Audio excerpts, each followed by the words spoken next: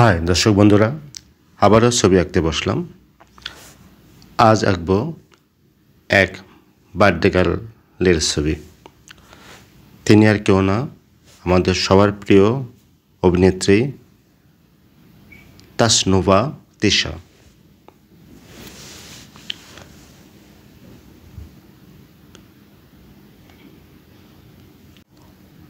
তার চোখগুলি খুব সুন্দর। প্রথমে আমি চোখগুলি এঁকে নিলাম, এখন নাক আঁকছি।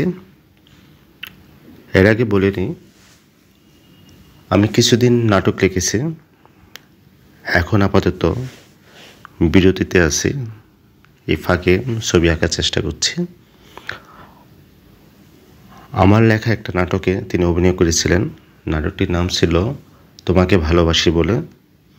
তিনি ছিলেন এবং তার কো আর্টিস্ট হিসেবে ছিল খায়রুল বাশার ভাই। নাটকটা ইউটিউবে আছে, দেখে নিতে পারেন। সম্ভবত 2 মিলিয়ন ভিউ হয়েছে।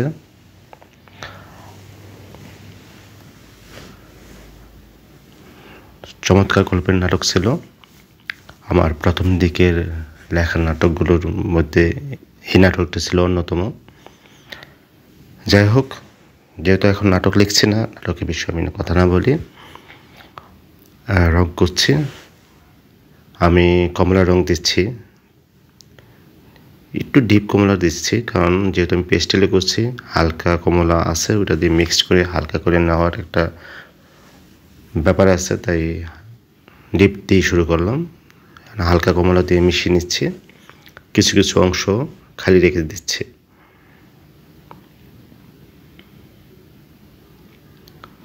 গলার দিকেও রংটা করে নিচ্ছি।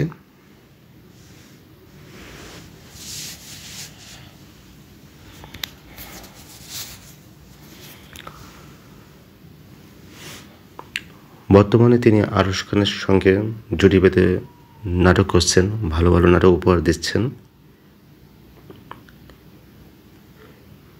ইউটিউবে তাদের প্রচুর নাটক আছে। ঠোঁটের রং লাল দিলাম। এখন চুলেতে আমি দিচ্ছি নীল রং, গাঢ় নীল রং দিয়ে নিচ্ছি।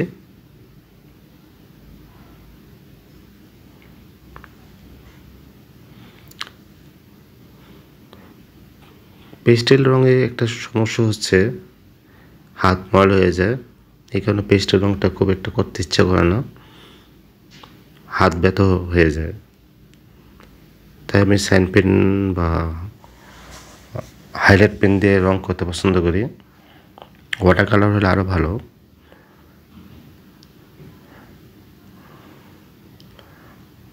গেঞ্জিতে রং করছি। গেঞ্জিটা কমলা রঙের, তাই একটু ডিপ কমলা দিয়ে নিলাম। চুল এখন লাল দিচ্ছি। আমার আঁকা প্রায় শেষ, বেশি একটা কাজ করব না। তার জন্মদিনের জন্য আঁকা, খুব অল্প সময়ের মধ্যে আঁকার চেষ্টা করেছি। তাৎক্ষণিক মনে হলো, ফেসবুকে দেখলাম তার জন্মদিন চলে আসছে, তো ভাবলাম যে তাকে একটা ছবি এঁকে উইশ করি। যেমন ভাবা তেমন কাজ, ছবিটা এঁকে ফেললাম। যদি আপনাদের ভালো লেগে থাকে আর দিশা আবার যদি দেখে, অবশ্যই কমেন্ট করবেন কেমন লাগলো আপনার, তাহলে আমার ভালো লাগবে। ধন্যবাদ আপনাকে, ধন্যবাদ দর্শকদের। ভালো থাকবেন। পরবর্তী ভিডিওর জন্য আমন্ত্রণ রইল আপনাদের।